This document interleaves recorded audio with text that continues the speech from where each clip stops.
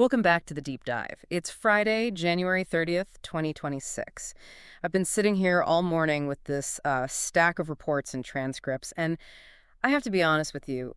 If you're trying to read the economy right now, the barometer is just completely broken. It is spinning in circles. I mean, I really don't think I've seen a week quite this contradictory in a decade. It really feels that way. Look at what we're dealing with. On one hand, you've got the S&P 500, briefly touching 7,000, a historic high. Big tech is talking about capital spending that sounds like the GDP of a medium-sized country. It just looks like a massive boom. It does. But then you shuffle the papers a bit, and you see Amazon, UPS announcing layoffs. We're talking tens of thousands of people. And then there's this number hanging over everything, gold. Sitting above $5,300 an ounce. It's a staggering record. So our mission for this deep dive is, well, how do these things all exist at the same time? How do you have a booming market, a shrinking workforce in some key areas, and a gold price that just screams emergency? We need to connect these dots. It's a puzzle, for sure, but I think the pieces do fit. You just have to kind of ignore the flashy headlines and really follow the money. Okay, so let's start with the big picture then. The Fed. They met this week, and if you just, glanced at the headline, it seemed pretty boring. Rates held steady, 3.5 to 3.75%. But you flagged something in the vote that suggests it was anything but boring in that room. No. The headline was calm, but the meeting itself was not. The vote was 10-2. And we saw dissent from Stephen Mirren and Christopher Waller. They actually voted for a rate cut right now. We see dissent sometimes, though. Why does this split matter so much at this moment?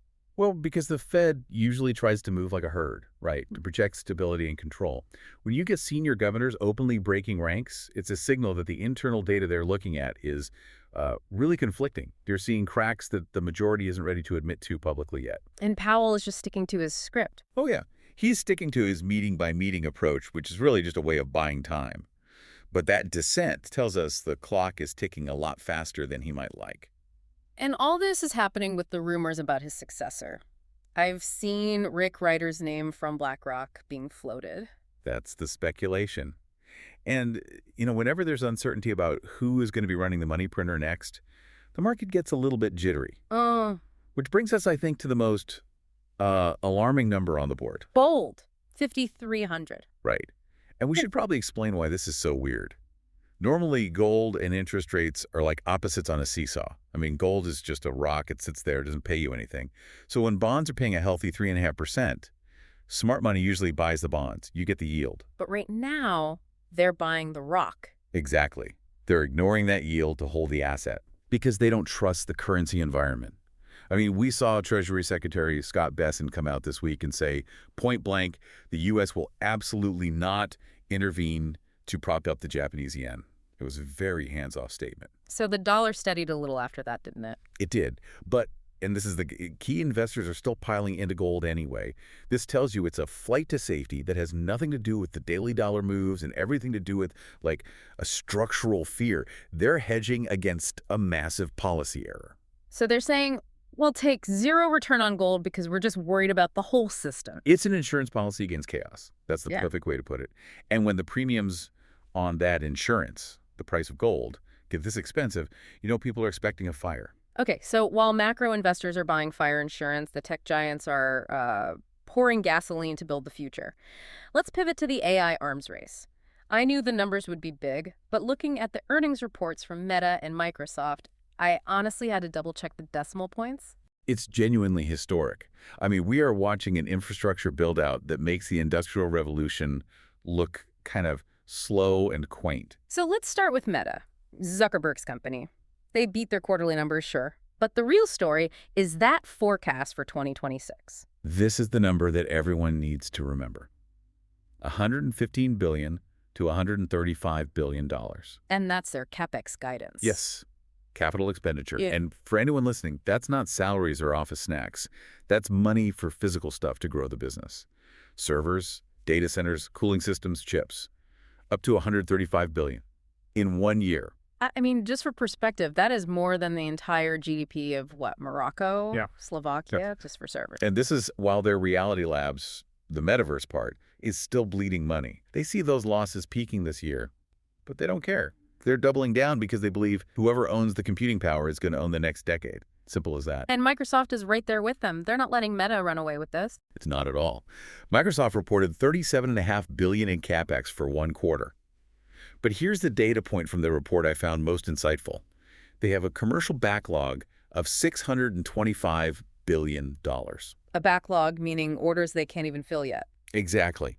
It means customers have signed contracts for over $500 billion of services, and they're just waiting for Microsoft to deliver. And get this, 45% of that is tied directly to their OpenAI commitments. So that explains the spending. They're not just building it hoping people will come. The line is already around the block. Correct. The demand for AI compute is, for all practical purposes, infinite right now. Supply can't keep up. So if these companies are spending hundreds of billions, that money has to go somewhere. Who's catching all that cash? The pick and shovel sellers, the supply chain. You look at ASML, they make the machines that make the chips. They booked over 13 billion euros in orders in Q4 alone. Record numbers. And what about NVIDIA? Still a king. NVIDIA's still a kingmaker, yeah. And they just got a huge boost. Beijing reportedly cleared them to sell their H200 chips to Chinese firms. So that just reopened the second largest economy in the world for them, calming all those export fears. I also saw Micron mentioned in our notes. Why are they in this conversation? Memory. It's all about the memory. You could have the world's fastest processor, but these AI models need enormous amounts of high bandwidth memory to work. It's like having a Ferrari engine. You need high-octane fuel lines to feed it. And Micron makes those fuel lines. They do. And their margins are expanding because you literally cannot build these $100,000 AI servers without their specific product. So, okay. $1 trillion boom in tech infrastructure. Money flowing everywhere. But that brings us to what you're calling the efficiency paradox. Because if I'm working at Amazon or UPS right now, I am not feeling this boom. I might be getting a pink slip. This is the disconnect that's so confusing. I mean, how can the market be at 7,000 when we're seeing these mass layoffs? We're talking 16,000 corporate jobs at Amazon. UPS is talking about up to 30,000 people. I mean, that's the size of a small city. It is huge. But you have to look at the why. It's not because these companies are broke. It's about reallocating capital. Look at UPS. They want to save $3 billion. But the key isn't just cutting costs. They're specifically getting rid of low-margin volume. You mean Amazon packages? Precisely. UPS is basically breaking up with the low-profit part of their Amazon delivery business. They're saying, we don't want to be the cheap option anymore. We want higher yield. Read Amazon. Their line is reducing layers. That's the corporate speak. But the translation is pretty clear. We need to free up cash to buy those, hundreds of billions of dollars worth of AI chips. They are trading human operational costs for digital infrastructure. That's a harsh reality. So the robot isn't taking my job, but the money needed to buy the robot is coming from my salary budget. That's the really insightful takeaway. This isn't a classic recession layoff. It's a pivot layoff. But for the 30,000 people at UPS or 16,000 at Amazon, of course, the result feels exactly the same. The economy is growing, but their part in it is being severed. Let's see how this pivot is hitting the consumer. Because there's a trend here of companies just changing the rules to squeeze out more efficiency. Tesla is a perfect example. Tesla's fascinating. If you just look at their car business, it's actually shrinking.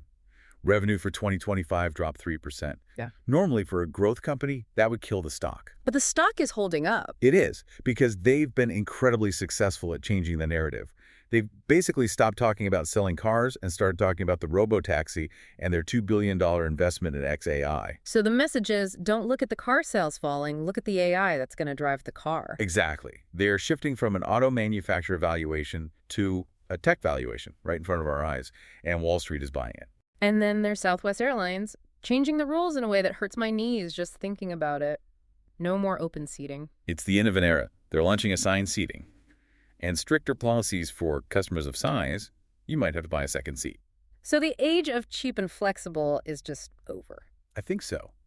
It's all about extracting maximum yield from every single asset. Whether it's a server rack at Meta or Seat 14B on a Boeing jet, the philosophy is the same. Efficiency over volume, bundling over freedom. On the brighter side, Starbucks seems to be figuring it out. Yeah, they're a rare bright spot for the, physical consumer experience. U.S. traffic is up for the first time in 2 years. They're getting people back in the door, even with higher coffee prices.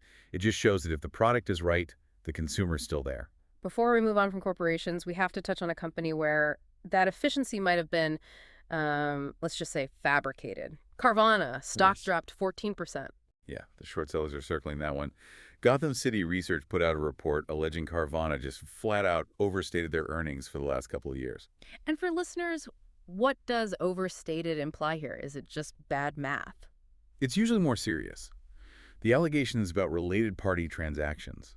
So basically, selling things to yourself or to companies you're connected to make your revenue look higher than it really is. It's a big red flag. Okay, let's zoom out to where policy and business meet, because we're seeing some really fast reactions from banks to the new administration's policies, specifically these Trump accounts. Right, this is the new Children's Retirement Account Initiative. The government puts in $1,000. And the banks jumped on this instantly. JP Morgan, Bank of America, they're matching that $1,000 for their employees' kids.